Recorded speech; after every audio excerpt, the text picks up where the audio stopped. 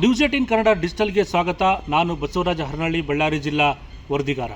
ಕಳೆದ 2 ವರ್ಷಗಳಿಂದ ನಟ ದರ್ಶನ್ ಅವರ ಏನು ರೇಣುಕಾಸ್ವಾಮಿ ಕೊಲೆ ಪ್ರಕರಣ ಸಂಬಂಧಪಟ್ಟ ಒಂದು ಪ್ರಕರಣ ಆಗಿತ್ತು. ಇಡೀ ರಾಜ್ಯದಲ್ಲಿ ಸಾಕಷ್ಟು ಸಂಚಲನವನ್ನು ಕೂಡ ಸೃಷ್ಟಿ ಮಾಡಿರ್ತಕ್ಕಂಥದ್ದು. ಅದೇ ರೀತಿಯ ಕೊಲೆ ಪ್ರಕರಣ ಹೋಲುವ ರೀತಿಯಲ್ಲಿ ಕೂಡ ಮತ್ತೆ ಒಂದು ಬಳ್ಳಾರಿ ಜಿಲ್ಲೆಯಲ್ಲಿ ಕೂಡ ಒಂದು ಪ್ರಕರಣ ಕೂಡ ನಡೆದಿರ್ತಕ್ಕಂಥದ್ದು. ಅದೇ ರೀತಿಯ ಒಂದು ಪ್ರಕರಣವನ್ನು ಹೋಲ್ತಕ್ಕಂಥ ಒಂದು ಕೊಲೆ ಕೂಡ ಆಗಿರ್ತಕ್ಕಂಥದ್ದು. ಅದು ಇದೇ ತಿಂಗಳ ಜೂನ್ 7ರಂದು ಈ ಕೊಲೆ ಪ್ರಕರಣ ಸಂಬಂಧಪಟ್ಟಂಗೆ ಒಂದು ಪ್ಲ್ಯಾನ್ ಕೂಡ ಆಗುತ್ತೆ. ಆದರೆ ಜೂನ್ 8ರಂದು ಒಂದು ಮೃತದೇಹ ಕೂಡ ಪತ್ತೆ ಆಗುತ್ತೆ. ಆದರೆ ಪೊಲೀಸರು ತನಿಖೆ ಮಾಡ್ತಕ್ಕಂಥ ಸಂದರ್ಭದಲ್ಲಿ ಈ ಹತ್ಯೆಯ ರಹಸ್ಯ ಕೂಡ ಬಯಲಾಗಿರ್ತಕ್ಕಂಥದ್ದು. ಈ ಹತ್ಯೆಯ ರಹಸ್ಯ ರೇಣುಕಾಸ್ವಾಮಿ ಕೊಲೆ ಪ್ರಕರಣವನ್ನೇ ಕೂಡ ಹೋಲಿಕೆ ಮಾಡ್ತಕ್ಕಂಥದ್ದು. ಅದು ಬಳ್ಳಾರಿ ನಗರದಲ್ಲಿ ಓರ್ವ ಯುವಕ, ಅಂದರೆ ಒಂದು ಖಾಸಗಿಯ ಲ್ಯಾಬಲ್ಲಿ ಕೆಲಸ ಮಾಡ್ತಕ್ಕಂಥ ಬಸನಗೌಡ ಅಂತಕ್ಕಂಥ ಯುವಕನ ಕೊಲೆ ಕೂಡ ಆಗುತ್ತೆ. ಅದು ಬಳ್ಳಾರಿ ತಾಲೂಕಿನ ಮೋಕ ಬಳಿ ಇರತಕ್ಕಂಥ LLC ಕಾಲುವೆ ಬಳಿ ಆತನ ಅರೆ ಬೆಂದ ಸುಟ್ಟ ಸ್ಥಿತಿಯಲ್ಲಿ ಮೃತದೇಹ ಕೂಡ ಪತ್ತೆ ಆಗುತ್ತೆ. ಇದಕ್ಕೆ ಸಂಬಂಧಪಟ್ಟಂಗೆ ಮೋಕ ಠಾಣೆಯಲ್ಲಿ ಒಂದು ಪ್ರಕರಣ ಕೂಡ ದಾಖಲಾಗುತ್ತೆ. ಪ್ರಕರಣ ದಾಖಲಾದಂಥ ಸಂದರ್ಭದಲ್ಲಿ ಪೊಲೀಸರು ಸಾಕಷ್ಟು ಅನುಮಾನಗಳು ಕೂಡ ಆಗುತ್ತೆ. ಯಾವುದಾದ್ರು ಪ್ರೀತಿ ಪ್ರೇಮ ಪ್ರಕರಣದಲ್ಲಿ ಈ ರೀತಿಯಾಗಿ ಕೊಲೆ ಆಗಿರ್ಬೋದು, ಅಥವಾ ಏನಾದರೂ ಹಳೆಯ ವೈಷಮ್ಯ ಹಿನ್ನೆಲೆಯಲ್ಲಿ ಯಾರಾದರೂ ಈತನ ವಿರೋಧಿಗಳೇನಾದರೂ ಕೊಲೆ ಮಾಡಿದಾರಾ, ಈ ರೀತಿಯ ಸಾಕಷ್ಟು ಆಯಾಮಗಳು ಕೂಡ ಪೊಲೀಸರಿಗೆ ಅನುಮಾನಗಳು ಕೂಡ ಕಾಡುತ್ತೆ. ಬೇರೆ ಬೇರೆ ಆಯಾಮಗಳಲ್ಲಿ ಕೂಡ ಪೊಲೀಸರು ಕೂಡ ತನಿಖೆ ಕೂಡ ಇಳಿತಾರೆ. ಈ ತನಿಖೆಗೆ ಇಳಿತಕ್ಕಂಥ ಸಂದರ್ಭದಲ್ಲಿ ಇಡೀ ಕೊಲೆ ಪ್ರಕರಣ ರಹಸ್ಯ ಕೂಡ ಬಯಲಾಗಿರ್ತಕ್ಕಂಥದ್ದು. ಇಡೀ ಪ್ರಕರಣದ ಹಾಕಿರ್ತಕ್ಕಂಥ ಸ್ಕೆಚ್ಚು, ಅದ್ರ ಜೊತೆಗೆ ಯಾವ ರೀತಿಯಾಗಿ ಕೊಲೆ ಆಯಿತು, ಯಾವ ಉದ್ದೇಶಕ್ಕಾಗಿ ಕೊಲೆ ಆಯಿತು ಅನ್ನೋದು ನೋಡಿದ್ರೆ ಇದು ಚಿತ್ರದುರ್ಗದ ರೇಣುಕಾಸ್ವಾಮಿಯ ಕೊಲೆ ಪ್ರಕರಣ ರೀತಿಯಲ್ಲೇ ಆಗಿರ್ತಕ್ಕಂಥದ್ದು ಕೂಡ ಇಲ್ಲಿ ಗೊತ್ತಾಗ್ತಾ ಇದೆ. ಈತ ಏನು ಲ್ಯಾಬಲ್ಲಿ ಕೆಲಸ ಮಾಡ್ತಕ್ಕಂಥ ಬಸನಗೌಡ ಅಂತಕ್ಕಂಥ ಯುವಕ, ಈತ ಸಾಕಷ್ಟು ಯುವತಿಯರಿಗೆ ಕೂಡ ಈತ ಅಶ್ಲೀಲವಾಗಿ ಮೆಸೇಜನ್ನು ಕೂಡ ಕಳಿಸ್ತಕ್ಕಂಥದ್ದು ಕೂಡ ಪೊಲೀಸರು ಕೂಡ ತನಿಖೆ ವೇಳೆ ಗೊತ್ತಾಗಿರ್ತಕ್ಕಂಥದ್ದು. ಅದರಲ್ಲೂ ಈತ ಸಂಬಂಧಿಯಾಗಿರ್ತಕ್ಕಂಥ ಶ್ವೇತಾ ಅಂತಕ್ಕಂಥ ಗೃಹಿಣಿ, ಅಂದರೆ ಆ ಮಹಿಳೆಯೇ ಕೂಡ ಈತ ಅಶ್ಲೀಲವಾದಂಥ ಮೆಸೇಜ್ಗಳನ್ನು ಕೂಡ ಮಾಡ್ತಿರ್ತಾನೆ. ಜೊತೆಗೆ ಅಶ್ಲೀಲವಾದಂಥ ಫೋಟೋಗಳನ್ನು ಕೂಡ ಈತ ಕಳಿಸ್ತಾ ಇದೆ ಅನ್ನೋದು ಕೂಡ ಪೊಲೀಸರ ತನಿಖೆಯಲ್ಲಿ ಕೂಡ ಬಯಲಾಗಿರ್ತಕ್ಕಂಥದ್ದು. ಆ ಗೃಹಿಣಿಯಾಗಿರ್ತಕ್ಕಂಥ ಶ್ವೇತಾ ಸಾಕಷ್ಟು ಬಾರಿ ಈತನಿಗೆ ಬುದ್ಧಿವಾದ ಹೇಳೋಕ್ಕೆ ಕೂಡ ಪ್ರಯತ್ನ ಪಡ್ತಾಳೆ. ಜೊತೆಗೆ ಆತನ ಮೊಬೈಲನ್ನು ಕೂಡ ಒಡೆದು ಹಾಕಿ ಆಕ್ರೋಶವನ್ನು ಕೂಡ ವ್ಯಕ್ತಪಡಿಸಿರ್ತಕ್ಕಂಥ ಘಟನೆಗಳು ಕೂಡ ಹಿಂದೆ ನಡೆದಿರ್ತವೆ. ಅದಾಗಿಯೂ ಕೂಡ ಈತ ತನ್ನ ವಿಕೃತ ಮನಸ್ಸನ್ನು ಕೂಡ ಮೆರಿತಾ ಇರ್ತಕ್ಕಂಥದ್ದು. ಯಾಕೆಂತಂದರೆ ಈತ ವಿಕೃತ ಮನಸ್ಸಿನ ಸ್ವಭಾವವಾಗಿರ್ತಕ್ಕಂಥ ಬಸನಗೌಡ ಸಾಕಷ್ಟು ಬಾರಿ ಬುದ್ಧಿವಾದ ಹೇಳಿದ್ರೂ ಕೂಡ ಪದೇ ಅಶ್ಲೀಲ ಫೋಟೋಗಳನ್ನು, ಅಶ್ಲೀಲ ಮೆಸೇಜ್ಗಳನ್ನು ಕೂಡ ಈತ ಆ ಗೃಹಿಣಿ ಮಹಿಳೆಯೇ ಕೂಡ ಕಳಿಸ್ತಾ ಇರ್ತಾನೆ. ಸಾಕಷ್ಟು ಇದರಿಂದ ಮಾನಸಿಕವಾಗಿ ನೊಂದು ಮಾನಸಿಕ ಕಿರುಕುಳಕ್ಕೆ ಒಳಗಾಗಿರ್ತಕ್ಕಂಥ ಈ ಶ್ವೇತಾ ಕೊನೆಗೂ ತನಗಾಗ್ತಾ ಇರ್ತಕ್ಕಂಥ ಮಾನಸಿಕ ಕಿರುಕುಳವನ್ನು ತನ್ನ ಪತಿ ಮತ್ತು ತನ್ನ ಪತಿಯ ಸಹೋದರನ ಮುಂದೆ ಕೂಡ ಹೇಳಿಕೊಳ್ತಕ್ಕಂಥ ಪರಿಸ್ಥಿತಿ ಕೂಡ ನಿರ್ಮಾಣ ಆಗುತ್ತೆ.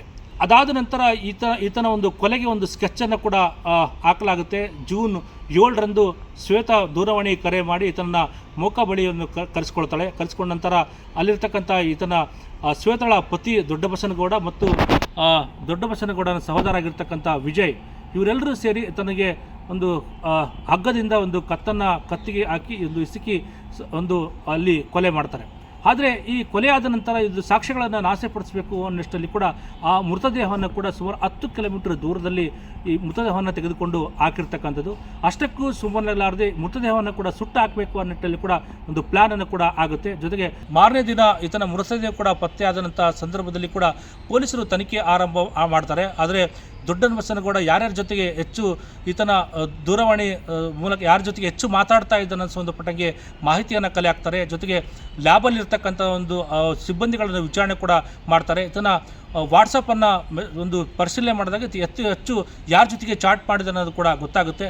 ಆ ಅನುಮಾನದ ಆಧಾರದ ಮೇಲೆ ಶ್ವೇತಾ ಮತ್ತು ಶ್ವೇತಳ ಪತಿ ಮತ್ತು ಪತಿಯ ಸಹೋದರನ್ನು ಕೂಡ ಪೊಲೀಸರು ವಿಚಾರಣೆ ಮಾಡಿದಾಗ ಇವರು ನಡೆದಿರ್ತಕ್ಕಂಥ ಘಟನೆಯನ್ನು ಕೂಡ ಇಡೀ ಕೊಲೆಗೆ ಯಾವ ರೀತಿಯಾಗಿ ಪ್ಲ್ಯಾನನ್ನು ರೂಪಿಸಿದ್ರು ಅನ್ನೋದಕ್ಕೆ, ಯಾವ ಕಾರಣಕ್ಕಾಗಿ ಕೊಲೆ ಮಾಡಿದೀವಿ ಅಂತೇಳಿ ಅವರು ಪೊಲೀಸರ ವಿಚಾರಣೆ ವೇಳೆ ಕೂಡ ಮಾಹಿತಿಯನ್ನು ಕೂಡ ಹೇಳಿರ್ತಕ್ಕಂಥದ್ದು. ಆಧಾರದ ಮೇಲೆ ಈಗಾಗಲೇ 3 ಕೂಡ ಪೊಲೀಸರು ಕೂಡ ಅರೆಸ್ಟ್ ಮಾಡಿ ಈಗಾಗಲೇ ನ್ಯಾಯಾಂಗ ಬಂಧನಕ್ಕೆ ಕೂಡ ಒಪ್ಪಿಸಿರ್ತಕ್ಕಂಥದ್ದು. ನಮ್ಮ ಅಕ್ಕನ ಮಗ ಬಸನಗೌಡ ಅಂತೇಳಿ ಅವನು 5 ವರ್ಷದಿಂದ ನಮ್ಮ ಮನೆಗೆ ಇದ್ದ. ಬಿಕಮ್ ಆಗಿ ಆಂಧ್ರದಾಗ ಓದಿದ್ದಾನೆಲ್ಲ, ಅನಂತಪುರದಲ್ಲೆಲ್ಲ ಟೋಟಲ್ ಎಜುಕೇಷನು. ನಮ್ಮ ಮನೆಗಿದ್ದ ಇಲ್ಲಿ ಪ್ರೈವೇಟಲ್ಲಿ ಸುಮ್ಮನೆ ಜಾಬ್ಗೆ ಹೋಗ್ತಾಯಿದ್ದ ಒಂದು ಇದರಲ್ಲಿ. ಮನೆಗೆ ಬರ್ತಿದ್ದ, ಡೈಲಿ ಹೋಗ್ತಿದ್ದ, ಮನೇಲಿ ಇರ್ತಿದ್ದ. ಸಂಡೇ ದಿನ ಲ್ಯಾಬ್ ಇದು ರಜೆ ಇರ್ತಂತೇಳಿ ಸಂಡೇ ದಿನ ಮನೆಗೆ ಇದ್ದ. 5 ಗಂಟೆಗೆ ಸುಮ್ಮನೆ ಹೊರಗಡೆ ಹೋಗ್ತಾನಂತ. ನಮ್ಮ ರೆಗ್ಯುಲರಾಗಿ ರಜೆ ರಶ್ ಇರ್ತಾರೆ, ರಶ್ ದಿನ ಹೊರಗೆ ಹೋಗ್ತಾನೆ ಅಂದ್ಕೊಂಡ್ವಿ. ಆಮೇಲೆ 7:30 ನಮ್ಮ ಮಿಸಸ್ ಊಟಕ್ಕೆ ಕರೆದಾರೆ, ಬಸವನ ಊಟಕ್ಕೆ ಅಂತಂದರೆ, ಇಲ್ಲಕ್ಕ ನೀವು ಊಟ ಮಾಡಿಬಿಟ್ರೆ ನಾನು ಲೇಟಾಗಿ ಬರ್ತೀನಿ, ನೀವು ಊಟ ಮಾಡಿರಿ ಅದನ್ನು ಸರಿ ಅಂತ. ನಮ್ಮ ಮಿಸಸ್ ನಾನು 8:30 ಹಂಗೆ ಕೇಳಿ ಬಸವನಗಳು ಬಂದಿರಲ್ಲ ಊಟಕ್ಕೆ ಅಂತ. ಇಲ್ಲ, ಊಟ ಮಾಡಿಬಿಟ್ರೆ ನೀವೇ, ನಾನು ಆಮೇಲೆ ನಾವು ಇದು ನೋಡ್ತೀವಿ, ಆಮೇಲೆ ಬರ್ತೀನಕ್ಕ, ನೀವು ಊಟ ಮಾಡ್ರಿ ಅಂದಾನ ಅಂತಂದ್ರೆ ಸರಿ ಆಯ್ತು. ನಾನು 9:30 ಮತ್ತೆ ಫೋನ್ ಮಾಡಿದೆ ರಿಂಗ್ ಆಯ್ತು, ಎತ್ತಿಲ್ಲ ಅವನು. ಆಮೇಲೆ ಮತ್ತೆ ಒಂದು 10-15 ನಿಮಿಷ ಬಿಟ್ಟು ಮತ್ತೆ ಫೋನ್ ಮಾಡಿದ್ರೆ ಇಲ್ಲ, ಸ್ವಿಚ್ ಆಫ್ ಅಂತ ಬರ್ತಾಯಿತ್ತು. ರಾತ್ರಿಯೆಲ್ಲ ಸ್ವಿಚ್ ಆಫ್ ಅಂತಲೇ ಬಂತು. ನಾವು 10-11 ಗಂಟೆವರೆಗೂ ಮಲಗುವ ಟೈಮ್ವರೆಗೂ ಕಾಲ್ ಮಾಡ್ಕೊಂತ ಹಂಗೆ 15 ನಿಮಿಷ ಅರ್ಧ ಗಂಟೆಗೆ ಒಂದ್ಸಲ ಮಾಡ್ಕೊಂತ ಇದ್ವಿ. ಸ್ವಿಚ್ ಆಫ್ ಅಂತ ಬಂತು. ಬರ್ತಾನೆ ಬಿಡ ಅಂತ ನಾವು ಮಲಗಿದ್ವಿ. ಮತ್ತು ಮುಂಜಾನೆ ಎದ್ದ ತಕ್ಷಣ ಮಿಸ್ಸಸ್ ಕೇಳಿ, ಬಂದ ಬಸವನಗೌಡ ರಾತ್ರಿ ನಮ್ಮ ಮನೆ ಬಾಗಿಲು ತೆಗೆದ ಅಂದರೆ, ಇಲ್ಲ ಬಂದಿಲ್ಲ ಅವನು, ಇಲ್ಲ ಅಂತಂದ್ರು. ಸರಿ ಅಂತ ನಾನು ಮಾಡಿದೆ, ಮತ್ತೆ ಮಾಡಿದೆ, ರಿಂಗ್ ಆಯಿತು, ಎತ್ತಿಲ್ಲ. ಮತ್ತು 2 ನಿಮಿಷಕ್ಕೆ ಮತ್ತೆ ಮಾಡಿದ್ರೆ ಸ್ವಿಚ್ ಆಫ್ ಅಂತ ಬಂತು. ಸರಿ ಬಿಡು, ನಾನು ಸ್ವಿಚ್ ಆಫ್ ಮಾಡಿ ನಾನು 2-3 ಸಲ ಮಾಡಿದ್ರೆ ಸ್ವಿಚ್ ಆಫ್ ಅಂತಲೇ ಬಂತು. ಸರಿ ಅಂತೇಳಿ ನಾನು ಸ್ನಾನ ಮಾಡ್ಕೊಂಡು ನಾನು ಡ್ಯೂಟಿಗೆ ಹೋಗಿತ್ತು ಅಂತೇಳಿ ಬಂದಾದ್ಮೇಲೆ ನಮ್ಮ ಮಿಸ್ಸಸ್ಗೆ ಮೊಬೈಲ್ಗೆ 7:10, 7:15ಕ್ಕೆ ಮೆಸೇಜ್, ಅಕ್ಕ ನಾನು ಈ ಥರ ಬೆಳಿಗ್ಗೆ ನಿನ್ನೆ ಬೆಳಿಗ್ಗೆ 10 ಗಂಟೆಗೆ 7:12ಕ್ಕೆ ಮೆಸೇಜ್ ಬಂದು, ಅಕ್ಕ ನಾನು ಈ ಥರ ಒಂದು ಹುಡುಗಿನ ಲವ್ ಮಾಡಿದ್ದೀನಿ, ಆ ಹುಡುಗಿನ ಮದುವೆ ಮಾಡ್ಕೊತೀನಿ, ನನ್ನನ್ನು ಹುಡ್ಕೋಕೆ ಹೋಗ್ಬೇಡ್ರಿ, ನಾನೇ ನಿಮಗೆ ಆಮೇಲೆ ಬರ್ತೀವಿ. ನಾವು ಅಪ್ಪ ಅಮ್ಮ ಮಾಮಗೆ ಹೇಳೋಕೆ ಧೈರ್ಯ ಇಲ್ಲ ನನಗೆ, ನೀನು ಹೇಳ್ಬಿಡಕ್ಕ, ಸಾರಿ ಅಂತೇಳಿ ಕ್ಷಮಿಸ್ಬಿಟ್ರು ಅಂತೇಳಿ ಮೆಸೇಜ್ ಹಾಕಿ ಅಷ್ಟೇ. ಆಮೇಲೆ ನಾವು ಮದುವೆಗಿದ್ದೀವಿ ಅಂತ ನಮ್ಮ ಮಿಸಸ್ ಹೇಳಿದಂತ ನಾನು ಸೀದಾ ದೇವಸ್ಥಾನಗಳು ಹುಡ್ಕೋಕೆ ಹೋದ್ವಿ. ಎಲ್ಲ ನೋಡಿ, ಎಲ್ಲಿ ದೇವಸ್ಥಾನ ಕೋಟೆ ಮೇಲೆ ಎಲ್ಲೆಲ್ಲ ಹೋದ್ವಿ, ಇದ್ದಿಲ್ಲ. ಸೀದಾ ಅಲ್ಲಿ ಎಕ್ಸ್ಪ್ರೆಸ್ ಕಡೆ ಆ ಕಡೆ ಎಲ್ಲ ಹೋದಾಗ ಹಿಂಗೆ ಅದೊಂದು ಮುಖ ಕಡೆ ಅದೊಂದು ಬಾಡಿ ಬಿದ್ದತ್ತೆ ಹಿಂಗೆ ಅಂತ ಗೊತ್ತಾಯ್ತು, ಮಾತಾಡಿದ್ರು. ನಾನು ಸೀದಾ ಅಲ್ಲಿ ನಮ್ಮ ಫ್ರೆಂಡ್ಸ್ನ ಕರ್ಕೊಂಡು ಹೋದ್ವಿ.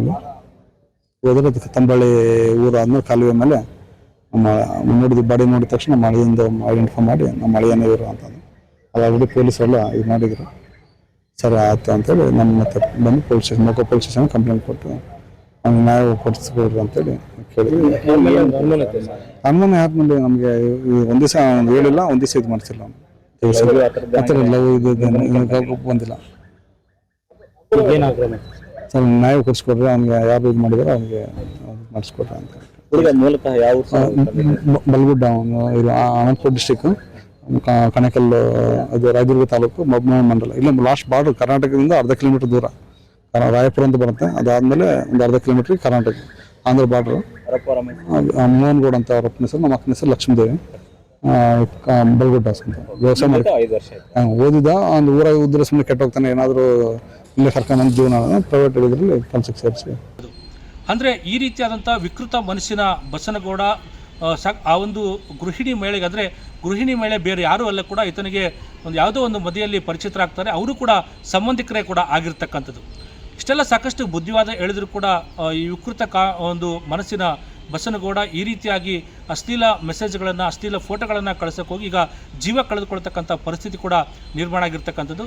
ಪೊಲೀಸರು ಈಗಾಗಲೇ 3 ಆರೋಪಿಗಳನ್ನು ಬಂಧನ ಮಾಡಿ ಈಗಾಗಲೇ ನ್ಯಾಯಾಂಗ ಬಂಧನಕ್ಕೆ ಕೂಡ ಒಪ್ಪಿಸಿರ್ತಕ್ಕಂಥದ್ದು.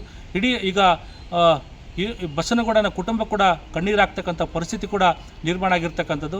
ಯಾಕಂತಂದರೆ ಒಂದು ಕಡೆ ಮಗನನ್ನು ಕಳೆದುಕೊಂಡಿರೋ ಒಂದು ದುಃಖದಲ್ಲಿರ್ತಕ್ಕಂಥ ಕುಟುಂಬ, ಮತ್ತೊಂದು ಕಡೆ ಕೊಲೆ ಮಾಡಿರ್ತಕ್ಕಂಥ ಕುಟುಂಬದ ಕೂಡ ಸಾಕಷ್ಟು ದುಃಖದಲ್ಲಿರ್ತಕ್ಕಂಥ. ಯಾಕಂತಂದರೆ ಮೂವರು ಕೂಡ ಕೊಲೆ ಆರೋಪದ ಮೇಲೀಗ ಜೈಲು ಕೂಡ ಸೇರಿರ್ತಕ್ಕಂಥದ್ದು. ಇಡೀ ಪ್ರಕರಣ ಇದು ರೇಣುಕಾಸ್ವಾಮಿಯ ಕೊಲೆ ಪ್ರಕರಣವನ್ನೇ ಹೋಲುವಂಥ ಪ್ರಕರಣ ಕೂಡ ಈಗ ಬಳ್ಳಾರಿಯಲ್ಲಿ ನಡೆದಿರ್ತಕ್ಕಂಥದ್ದು. ಇದು ಒಂದು ರೀತಿಯಲ್ಲಿ ಸಂಚಲನಕ್ಕೆ ಕೂಡ ಈಗ ಕಾರಣ ಆಗಿರ್ತಕ್ಕಂಥದ್ದು. ನಿರ್ಭೀತ, ನಿಷ್ಪಕ್ಷಪಾತ, ವಿಶ್ವಾಸಾರ್ಹ ಸುದ್ದಿಗಳಿಗೆ ಹೆಸರಾಗಿರುವ ನ್ಯೂಸ್ 18 ಕನ್ನಡ ಈಗ ಆಪ್ನಲ್ಲೂ ಲಭ್ಯವಿದೆ. ದಯವಿಟ್ಟು ಇಲ್ಲಿರುವ QR ಕೋಡ್ನ ಸ್ಕ್ಯಾನ್ ಮಾಡಿಕೊಂಡು ಆಪ್ ಡೌನ್ಲೋಡ್ ಮಾಡೋದಕ್ಕೆ ಮರಿಬೇಡಿ. ನಿಮ್ಮ ಬೆಂಬಲ ಹೀಗೆ ಸದಾ ನಮ್ಮೊಂದಿಗಿರಲಿ. ಧನ್ಯವಾದ.